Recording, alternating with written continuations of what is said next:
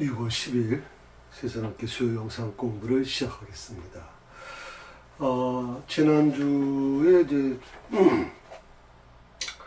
우리가 12절까지 아마 11절까지 말씀을 좀 나눴고요.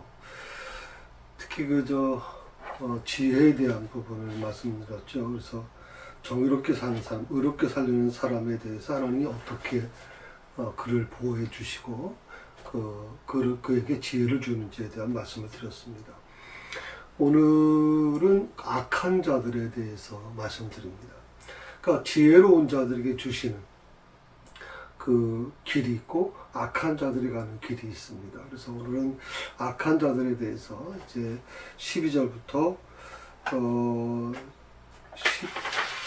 아마 9절까지가 아마 악한 자들에 대한 얘기거든요. 사실 나는 악한 자들하고 상관은 없는데 누구나 다 지혜로운 자가 되고 싶죠. 그렇지만 오늘 그래서 우리가 말씀을 좀 깊이 알아야 되는 겁니다. 그 말씀을 알게 되면 말씀 안에서 지혜로운 자는 그 말씀을 받아들이고 자기 것으로 만듭니다. 근데 이 악한 자들은 말씀을 거부하죠. 말씀을 믿지 않는 게 아닙니다. 말씀을 믿는데 내 마음에 거북한 말씀은 배틀한단 말이에요. 밀어낸단 말이죠. 그래서 이런 부분이 굉장히 어렵습니다. 그러니까 악한 자들은 태어날 때부터 악하게 태어났느냐, 성악설이냐 이렇게 얘기할 수도 있지만 그렇지 않습니다. 하나님은 모든 사람에게 다 공평하게 주신 겁니다. 다만 그들이 그 악한 길을 택했을 뿐이죠. 그래서 이 악한 자들에 대한 설명을 좀 한번 같이 나눴으면 좋겠어요. 그래서 12절에 있는 말씀,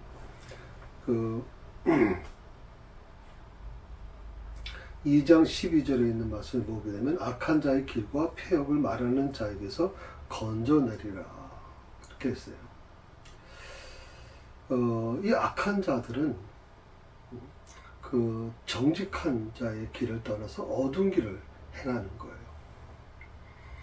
아마 이게 굉장히 어려운 문제가 아닐까 하는 생각이 들죠. 환한 길. 그래서 사고가 날 때도 보면 골목길에서 불이 환한 데서는 잘 사고가 나질 않아요.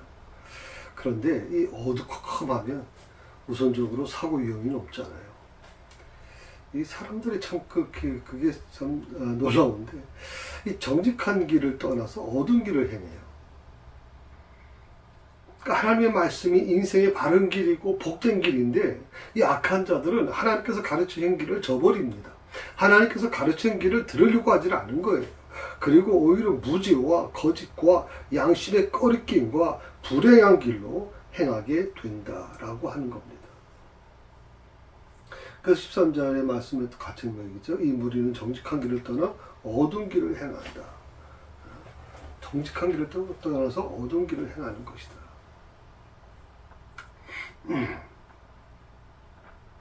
또 14절에 보게 되면 이런 말씀이 있어요.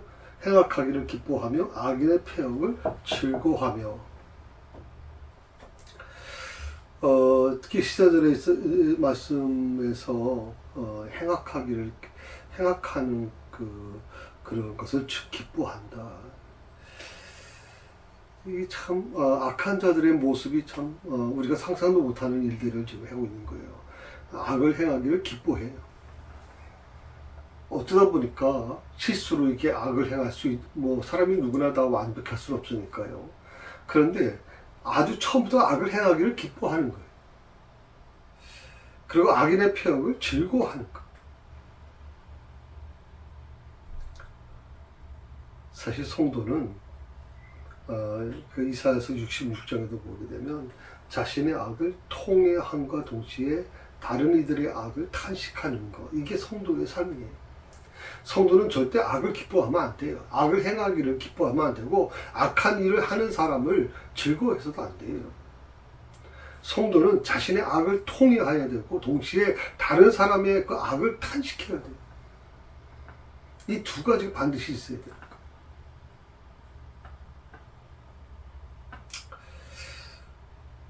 혹시 내 마음 속에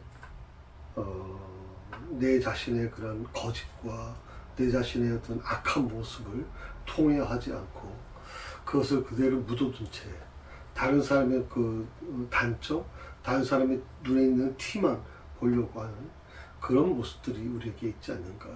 예수님의 비유 중에 내 눈에 들보를 보지 못하고 내 눈에 있는 들보를 보지 못하고 남의 눈에 티를 보는 이런 일들이 우리 앞에 수없이 일어나고 있잖아요.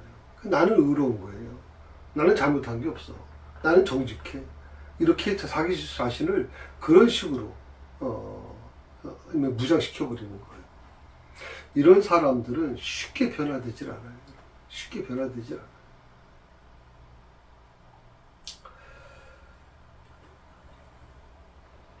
참 사랑은 악한 것을 생각하지 않습니다. 참 사랑은 불의를 기뻐하지 않습니다. 고린도서 13장 6절에 있는 말씀이죠. 정말 하나님의 사랑이 내 안에 있다면 그 하나님에 대한 사랑은 악한 것을 생각조차 하지 않는 겁니다. 불의를 기뻐하지 않습니다. 그런데 악인들은 어떻습니까? 그렇지 않습니다. 오늘 15절의 말씀을 보게 되면 그 길은 구부러지고 그 행위는 패역한다. 악한 자들의 길은 구부러지는 거예요.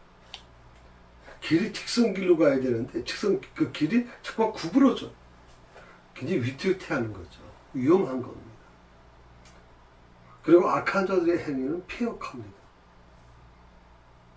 이 악한 자들의 특징이 뭐냐면 불순종이에요. 악한 자들은 늘 불순종이에요. 그리고 반항적이에요.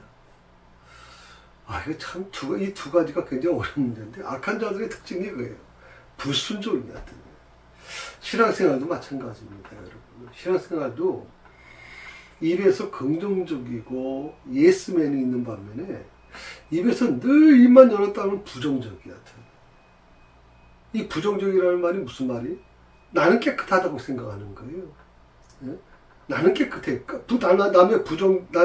남의 그 어떤 부정적인 것으로 남을 바라보려고 그러면 어떻게 돼요? 나는 깨끗하다고 생각하는 거 아니에요? 내가 깨끗하지 않은데 어떻게 다른 사람을 그렇게 보겠어요? 그래서 신앙생활은요 순종의 삶입니다.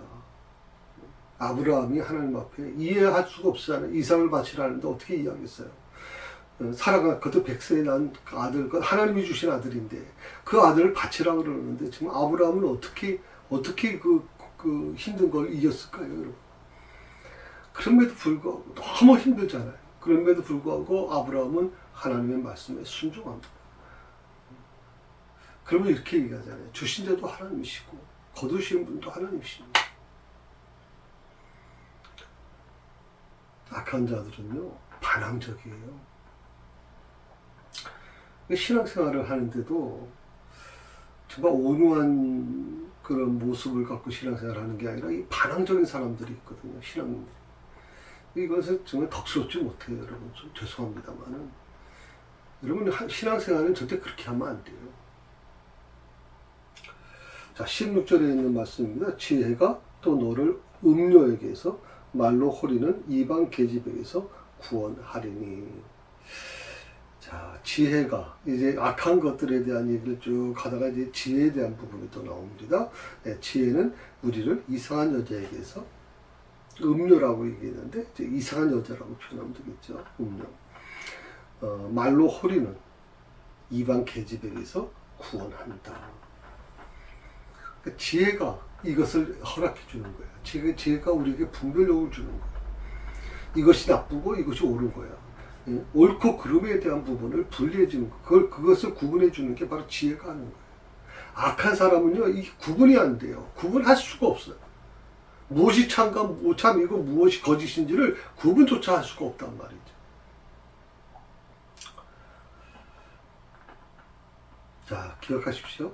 지혜는 우리를 이상한 여자에게서, 말로 호리는 이방 계집에게서 구원한다.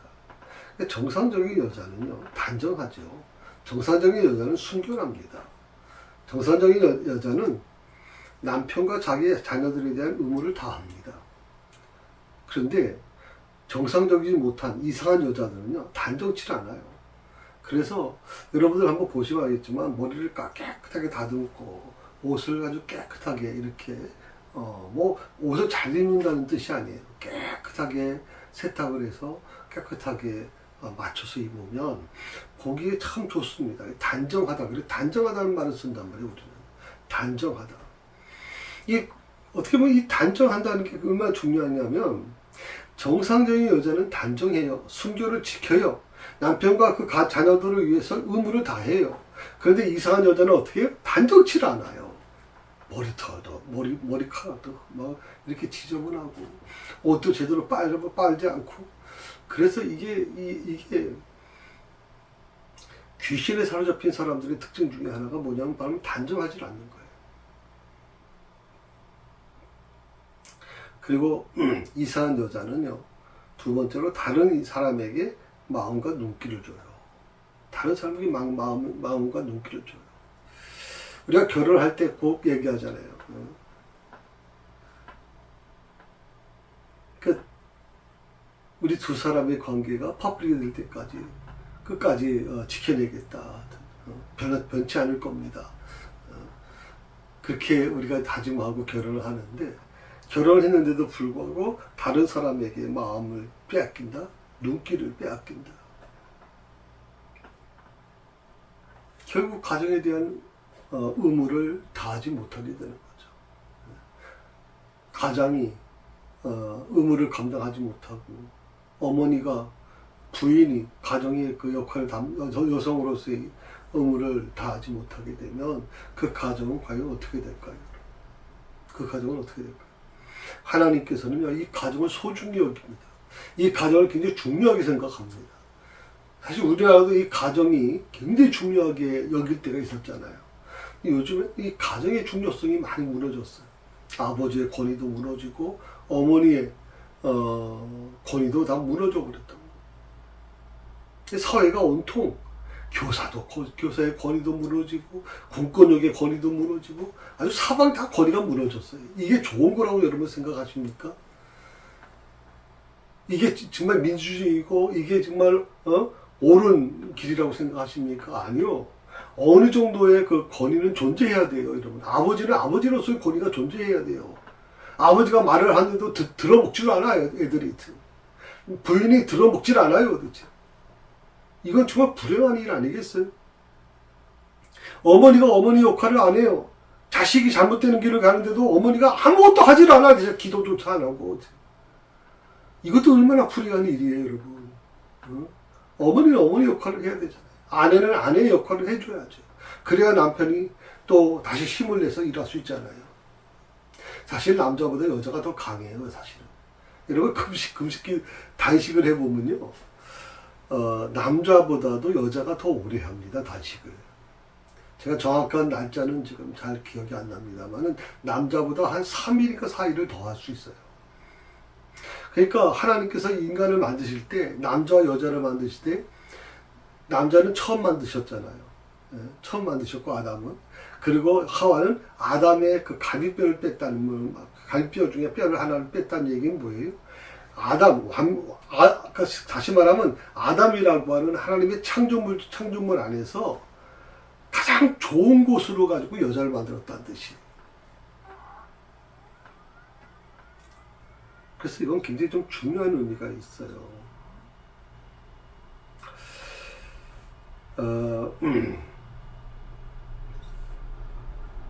17절에 보게 되면 그는 젊은 시절의 짝을 버리며 그의 하나님의 언약을 잊어버린 자라. 젊은 시절의 짝을 버린다. 젊을 때의 배우자를 버린다.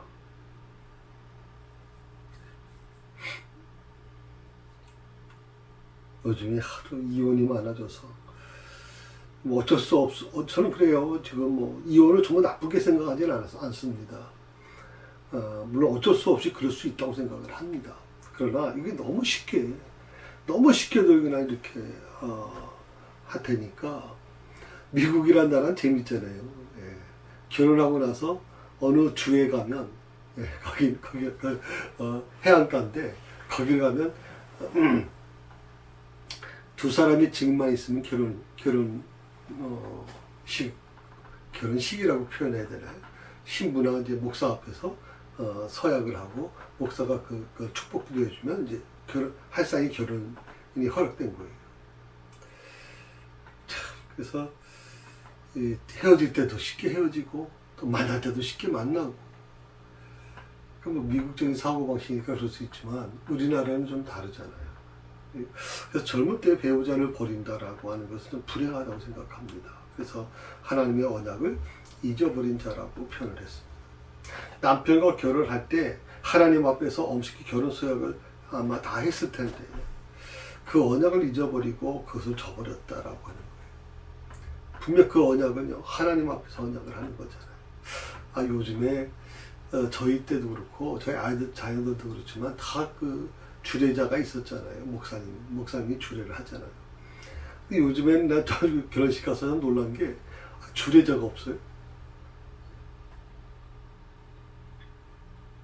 부모님은 다 앉아 계시고 본인 두 사람이 서로 손잡고 들어가가지고 둘이서 사회자가 하나 있고 둘이서 이렇게 하더라고요.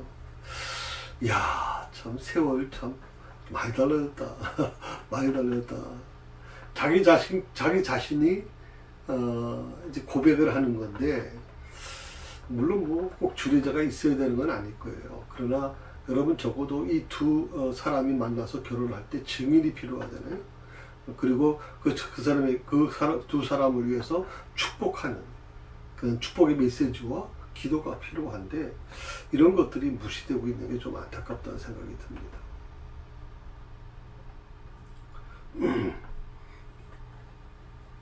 하나님을 경외하는 자는요, 이 세상의 음란 풍조를 멀리 해야 돼요.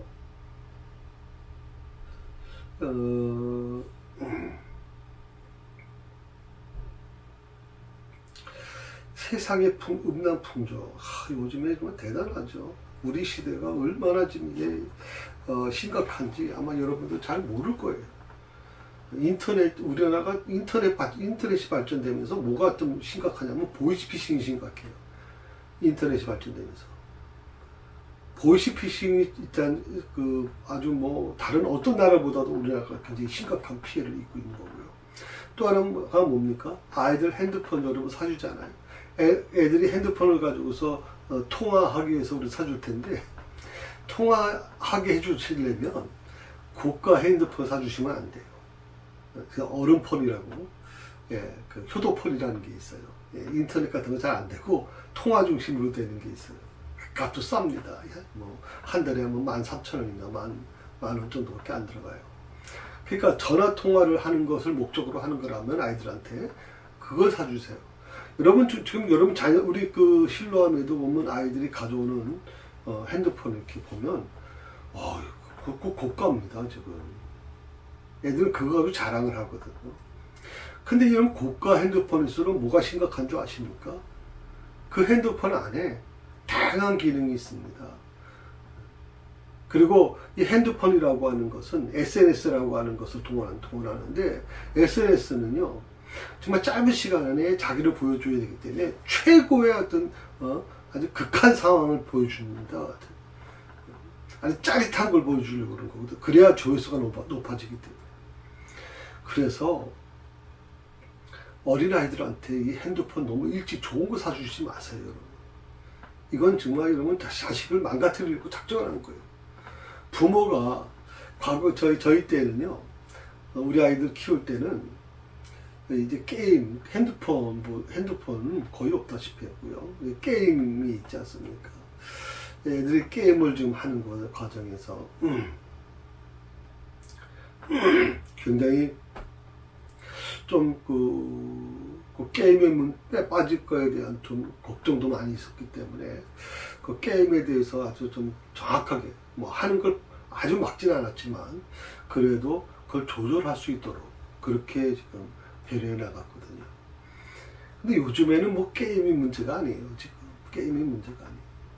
여러분 자녀들이 들고 있는 핸드폰에 정말 상상도 못하는 정말 부끄러운 일들이 수없이 많이 일어나고 있어요 지금. 여러분들 모르는 사이에 애들은 지금 다 접속하고 들어가 있단 말이죠. 이 세상 음란 풍조가 지금 곳곳에 들어오고 있어요. 가정에도 들어오고 지금 곳곳에 들어와 있단 말이죠. 다음 세대가 참 심각하다.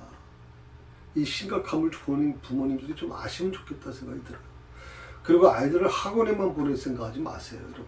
그 아이들이 학원에 가가지고 물론 공부 열심히 하는 건 열심히 하면 좋죠. 그런데 그 아이들이 왜 공부해야 되는지 참 모른 채 공부한단 말이죠. 그렇게 해서 서울대 들어가고 그렇게 해서 좋은 데 들어가도 그 아이들이 그 공부를 왜 하는지 모르는 그 절망에 빠질 때가 많아요. 물론 아이들이 굉장히 똑똑하고 또 공부에 취미가 있는 아이들이 공부하는 건 문제가 안 돼요. 그런데 그렇지 않은 경우에는 대학에 들어가도 심각해요. 대학에 들어가도.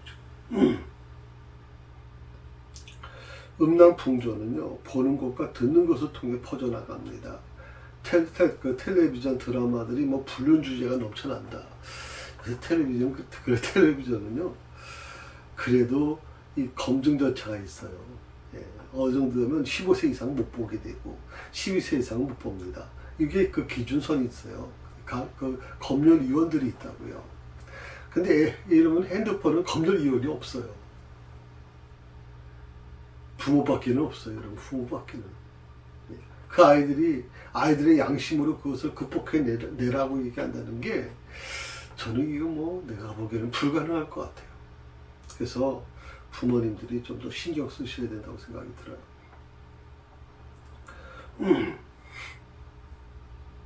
특히 그 젊은 가수들, 아이돌 가수들, 요즘에는 좀 어떤지 모르겠어요. 그런데 정말 방송에 나오는 거 보면 아주 핫벤치 입고 정말 아이들 현란하게 하잖아요. 현란하게 해요. 정말. 야, 정말 저런 걸 그런 방송에 내보내도 되는가? 이제는 아이들이 무감각해졌다고. 저희가 자랄 때만 해도요, 이 광고, 옷 광고 할 때, 속내의 광고는 우리나라 사람은 못 썼어요. 방송이나 광고에 우리나라 이제 모델들은 절대 이 속내의 광고는 나오지 못했어요. 마네킹을 하든지, 외국 여자들 정도, 외국 모델들 정도 이렇게 나올 정도지, 우리나라 여자들은 그렇게 하지 않았단 말이에요. 근데 요즘에 보니까 외국 여성들보다도 이제 우리나라 여성들이 이제는 속내의 광고도 하잖아요, 지금.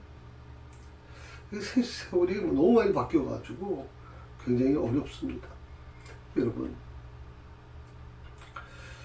젊은 세대들이 좋아하는 그 인터넷, 음란의 바다라는 걸 절대 잊지 마세요. 음란의 바다입니다. 그래서 그 인터넷을 정말 통제하지 못하면 굉장히 어려워집니다. 성경은요, 음란하는 자나 간음하는 자가 천국을 유업으로 받지 못한다라고 분명히 못 박았습니다.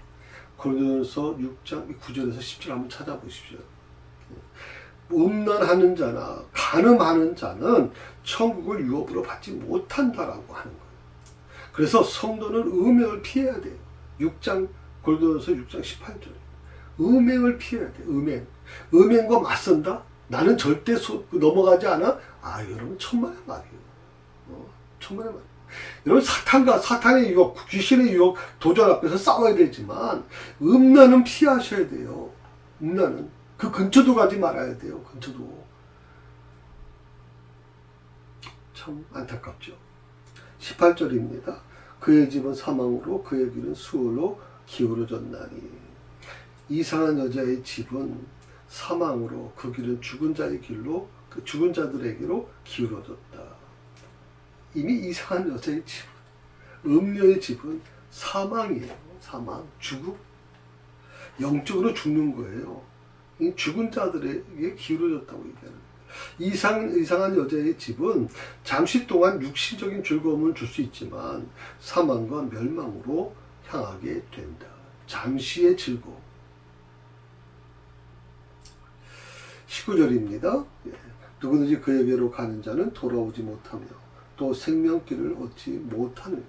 누구든지 그에게로 가는 자는 돌아오지 못한다.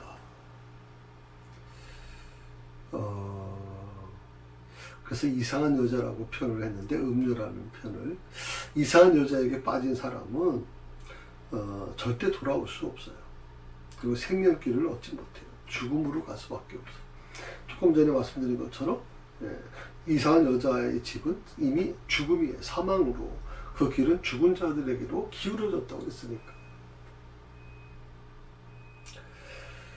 음행은요, 마약과 같이 중독성을 가지고 있어요. 이런 마약이 무서운 게 뭐예요? 중독성이에요. 음행도 마찬가지예요. 음행도 중독성이에요. 이게 지금. 남녀노소, 초신자, 직분자 할 것 없이 누구든지 거기에 빠지면 돌아오지 못합니다. 생명길을 잃고 마는 것이죠. 누구든지입니다. 목사도 예외가 아닙니다. 목사도. 그래서 제가 가급적이면 저는 그래도 조금 그래도 여성들에게 눈길은 피하지 않습니다. 정면으로 제가 마주보는 걸 웬만하면 피하려고 그러지만, 저희 아버님은요, 목회하시면서 여성들은 눈길도 보질 않았어요. 대화를 하는데 젊은 여성이 와서 대화하면 같이 눈을 보고 대화하는 게 아니라 다른 쪽을 쳐다보고 귀로만 들으면서 얘기하시더라고요. 어떤 오해 소지도 갖지 말아야 되기 때문에 한 공간 안에서도 있어서는 안 된다. 그래서 저도 물론 중요한 상담 같은 경우에는 모경실에 들어와서 대화를 할 수 있어요. 그런데 저는 항상 문은 열어놓습니다. 문은 열어놓고 하거든요. 계시록 21장 8절에는 더 아주 정말 충격적인 말씀을 주시죠. 행음자들은 지옥에 던질 것이다. 행음한 자들은 지옥에 던져질 것이다. 그러므로 성도들은요, 음행을 조심해야 돼요. 조금 전에 제가 말씀드린 것처럼 자신 있는 사람 아무도 없어요. 자신 있는 사람 아무도 없어요. 피하는 것밖에는 방법이 없어요. 저는 그렇게 신령하게 말씀을 전하던 목사님들, 은사를 행하던 분들이 이 음행에 걸려서 정말 풍지박살되는 걸 참 많이 봤거든요. 지금. 그분들이 처음부터 그랬으리라고 생각하지 않아요. 저는 처음에는 안 그랬을 거예요. 그런데 놀랍게도요, 정말 그런 일들이 일어나고 있다는 거죠. 자신도 모르게. 그래서 이런 부분을 여러분이 기억하시면 좋겠습니다. 가급적이면 멀리 하라는 겁니다. 그 20절에 있는 말씀 한번 보실까요? 20절, 지혜가 너를 선한 자의 길로 행하게 하며 또 의인의 길을 지키게 하리니. 지혜가 너를 선한 자의 길을 행하게 한다. 선한 자의 길은 남에게 악을 행하지 않아요. 선을 베풀고 유익을 주는 길이에요. 지혜는 선한 길을 알게 할 뿐만 아니라 그 선한 길을 걷게 만들어 줍니다. 지혜는 의인의 길, 인생의 정로를 지키게 합니다. 지킨다는 것은요, 보수한다는 뜻입니다.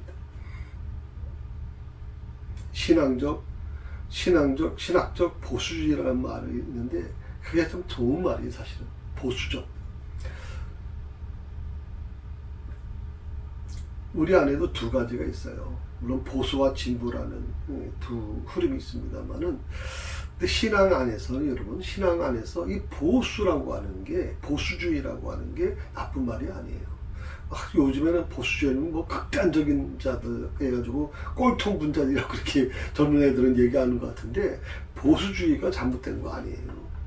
항상 보수주의와 진보주의가 서로 균형을 맞춰야 되는데, 특히 우리 신앙이나 신학에 있어서는 이 보수주의라는 말이 굉장히 중요한 말이에요. 배교와 타협의 시대의 풍조에 동화되지 않고 바른 길, 의의 길을 지키는 입장은 아마 아름다운 것이 아닌가. 그런 길을 우리가 걸어가야 된다고 저는 생각을 합니다. 그렇습니다. 오늘 우리의 모든 삶이 참으로 선한 길로 가길 바랍니다. 그리고 정말 이 음행에 대한 문제만큼은 여러분 철저히 좀 지켜내셔야 되고, 그것을 통해서 더 주님께 더 가까이 갈 수가 있습니다. 특히 성경은 이 음행에 대해서는 아주 굉장히 부정적으로 말씀하시기 때문에 이런 것에 대해서 조금이라도 여러분에게 갈등이 없었으면 좋겠다는 생각이 듭니다. 예.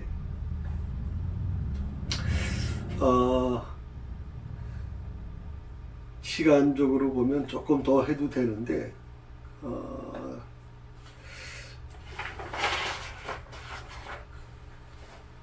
그럼 너무 또 넘어갈 것 같아가지고 좀 그래요. 그래서 원래 21절, 22절까지 마무리 좀 하려고 생각을 했습니다. 한번 좀 해보도록 합시다.